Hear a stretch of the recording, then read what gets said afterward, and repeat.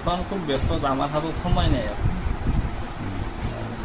কি কেইটা মূর্তি বনাই? এবার কেইটা অর্ডার আছে? এবার 5টা অর্ডার হয়েছে। কি কি সামগ্রী লাগবে? আপনার বাঁহ, খের, পুতলি, গাজাল, মাটি, কাঠ। পূর্ব তুলনায় এইবোৰ বস্তু র মেটেরিয়ালের দাম বাড়ছে। আগতকৈ এবার বস্তুর দাম বাড়িয়েছে। এটা মূর্তি বানাতে কিমান মান খরচা হয়? খরচা হয় 10,000, 11,000, বিক্রি হয় 20,000, 21,000। আর জেলার বাহিৰতো যায় না? বাহিৰত এটা জাকোকৰত যাব আৰ সব বঙাইগাঁও ডিস্ট্ৰিক্ট। কিমান বছৰৰ কাম এই কাম জড়িত?